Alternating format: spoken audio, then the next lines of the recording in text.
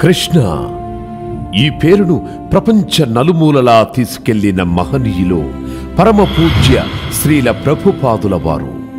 ఈయన 1896 సెప్టెంబర్ 1వ తేదీన కలకత్తాలో జన్మించి భారతదేశ నలుమూలలా తిరిగి కృష్ణ చైతన్యాన్ని అందరికీ చేరవేయడానికి ప్రయత్నించారు.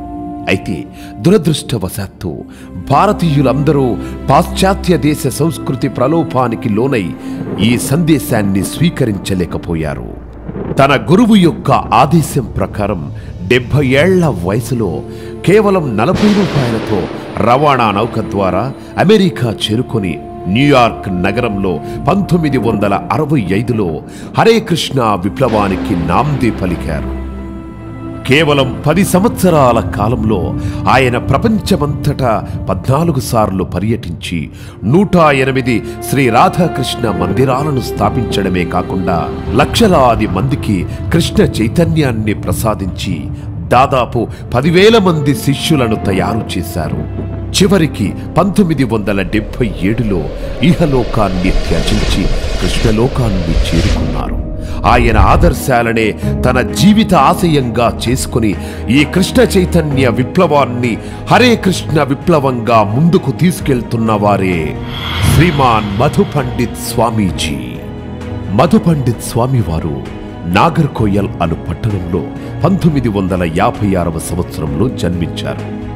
ప్రీ డిగ్రీ విద్యార్థి దశలో నేషనల్ సైన్స్ టాలెంట్ సెర్చ్ కార్యక్రమంలో ఎన్నుకోబడ్డారు.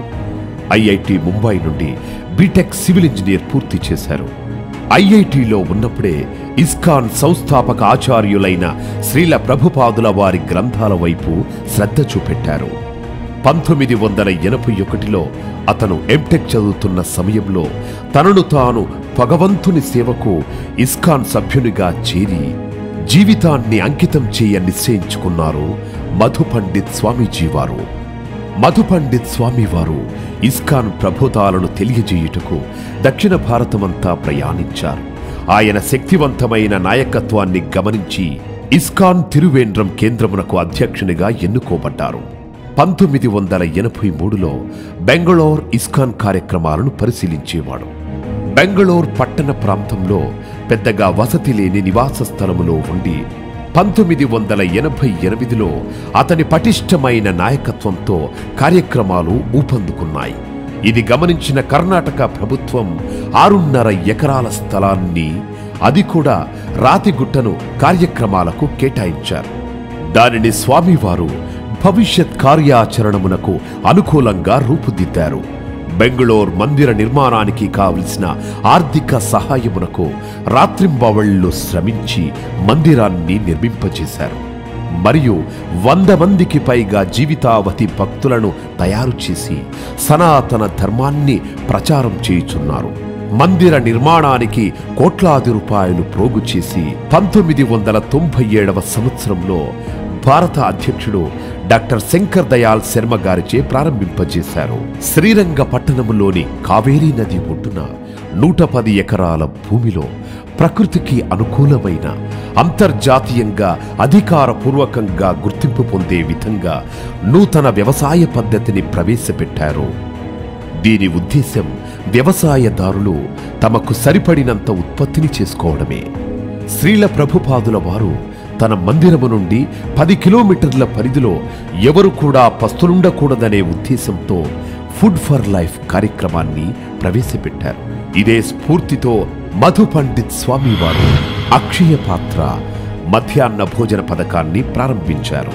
ఈ అక్షయ పాత్ర కార్యక్రమం ప్రారంభంలో 1,500 మంది పిల్లల నుండి ఇప్పుడు అదే పథకం ద్వారా 14 లక్షల మంది పిల్లలకు 10 రాష్ట్రాలలో 10,600 ప్రభుత్వ పాఠశాలలకు విస్తరింపజేశారు.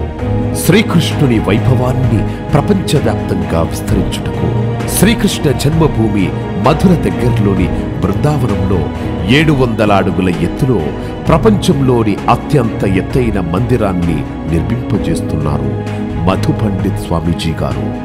అదే స్ఫూర్తితో హైదరాబాద్ నగరంలో కూడా శ్రీ సత్యగౌర చంద్రదాస్ గారి ఆధ్వర్యంలో బంజారా హిల్స్ ప్రాంతంలో ప్రభుత్వం కేటాయించిన స్థలంలో సువర్ణమయ లక్ష్మీ నారసింహ దేవాలయాన్ని నిర్మించబోతున్నారు.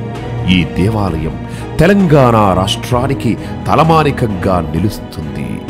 మధుకర్ణి స్వామీజీ గారు తన దివ్య ప్రవచనాలతో మనల్ని ఆధ్యాత్మిక సాగరంలో ఓలలాడించడానికి మన ముందుకొస్తున్నారు. మీ కరతాళ ధ్వనులతో స్వాగతం తెలియజేయండి.